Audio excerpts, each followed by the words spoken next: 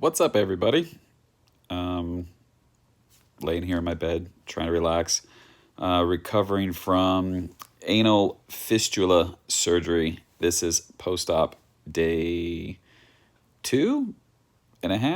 I had it on Thursday, and it is now Saturday. So, what I've done is I've watched a ton of videos on YouTube, just like you're probably watching this video, trying to see exactly what you can expect from this surgery.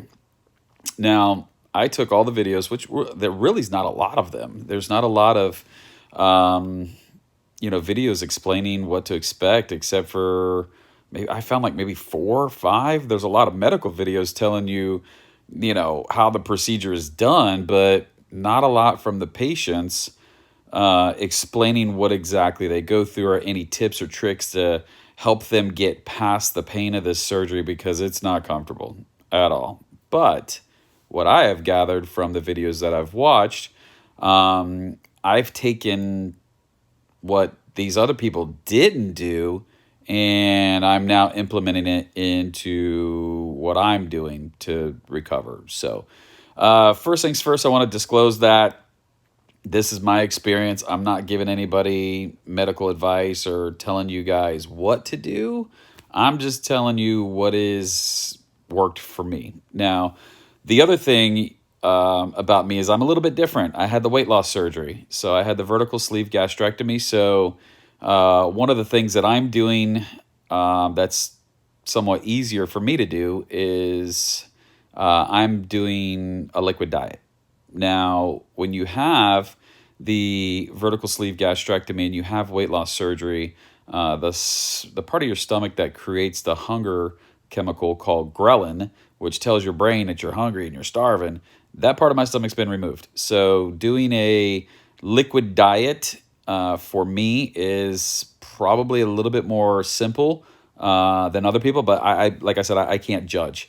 Now I'll have somebody in comments that has undoubtedly had the surgery come back and probably say, "Man, I get hungry all the time. I don't know how you don't get hungry." Well, for me, the surgery worked for me. I don't feel hunger like other people who haven't had the surgery. So, one of the common themes that I've noticed in the recovery videos from other people who have had the anal fistula surgery is that they feel the most pain during bowel movements. So it didn't take me but 2 seconds to say, well, I'm just going to go on a liquid diet. That way I don't have hard bowel movements. Now, some people will do add fiber. Some people will take, the stool softener, stuff like that. And that's fine. I'm not telling you not to eat anything.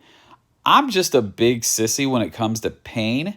And the anal fistula and the hemorrhoids and all of the stuff that has come with this has produced an extreme amount of pain for me.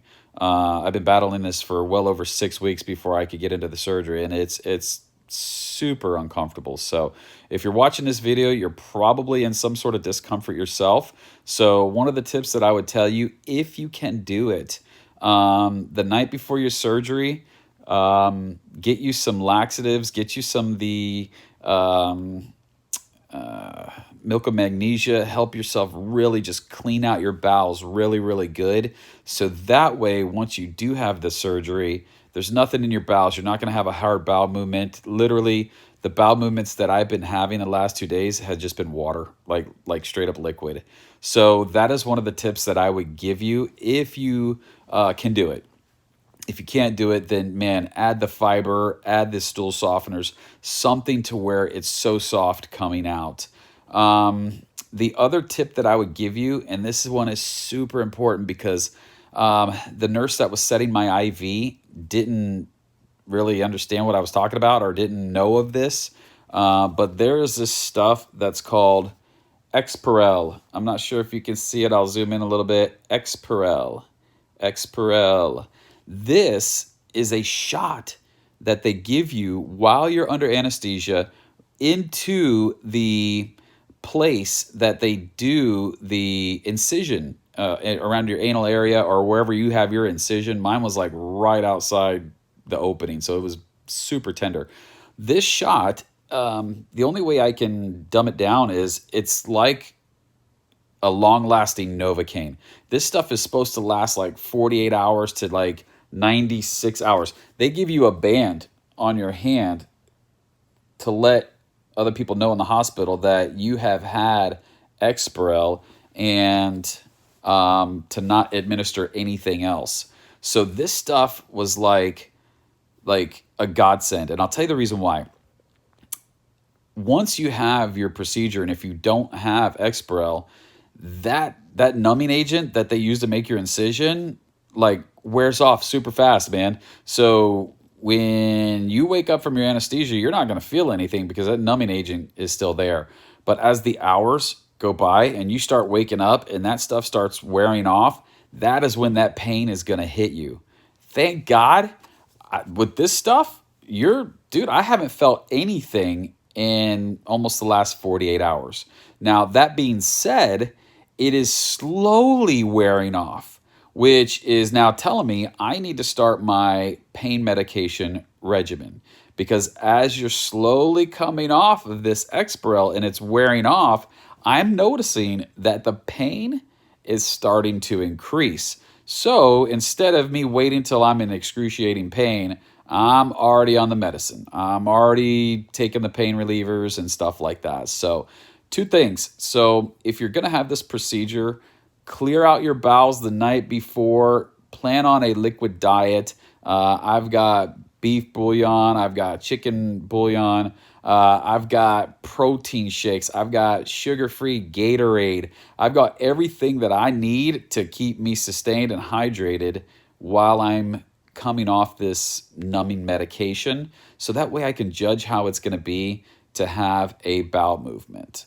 The other thing too, you have to ask for this Exparel.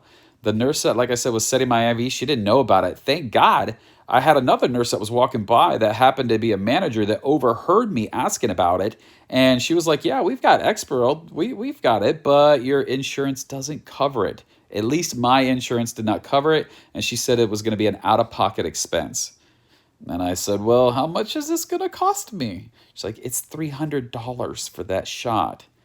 And I said, well, to have 48 hours of not being in pain, I'll pay it. I said, can you reach me my pants that are over there on the chair there? And I'll gladly give you my wallet and you can take out my flex spending account so that way I can pay this $300 so that way I can be the first 48 hours pain-free. Now, Exparel, just another tip, it's not just for anal rectal surgeries. If you have any surgery that requires an incision, they can inject this stuff all around the incision site, which will buy you a couple of days of not having pain.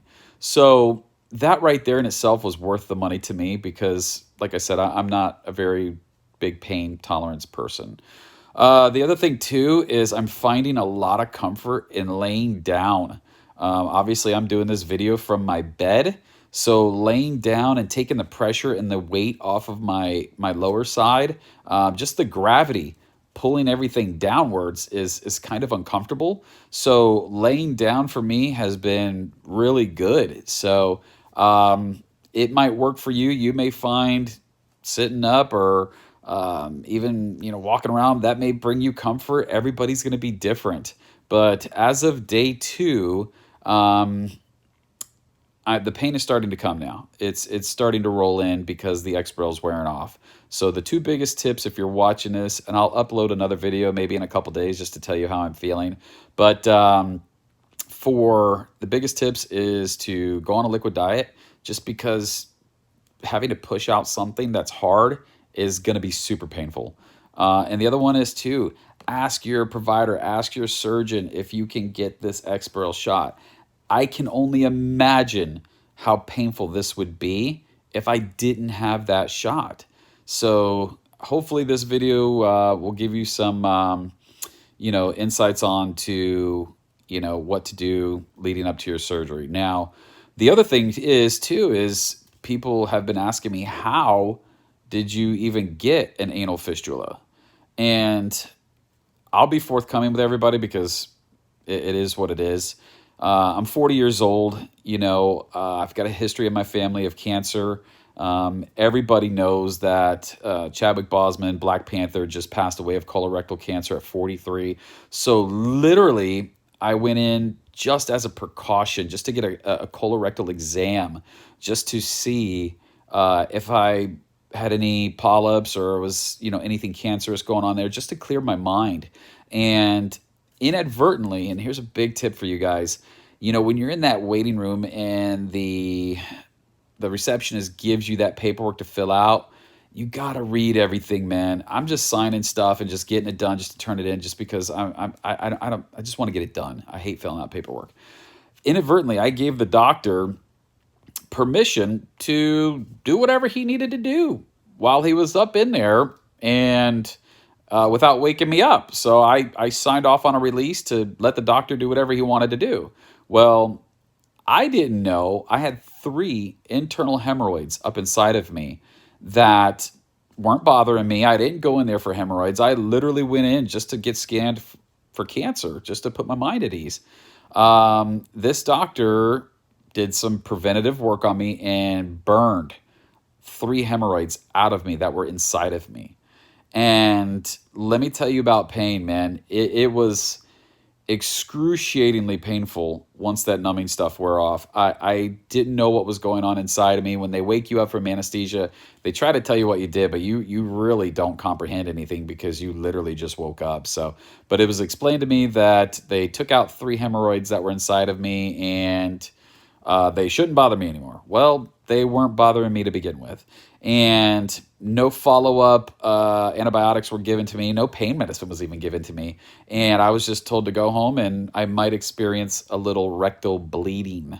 While he was in there as well, he was also informed me that, I nicked a fissure while I was in there. So if you have any bleeding, just call me back and we'll give you some nitroglycerin to stop the bleeding. And I'm like, I don't even understand what the doctor was even explaining to me. So what had happened is it got infected, because that's up inside of you. That's not a very clean atmosphere. So it got infected, and the only way for that infection to come out is to come out through a pustule, big, nasty fissure on the outside of my rectum. And I went back to the doctor.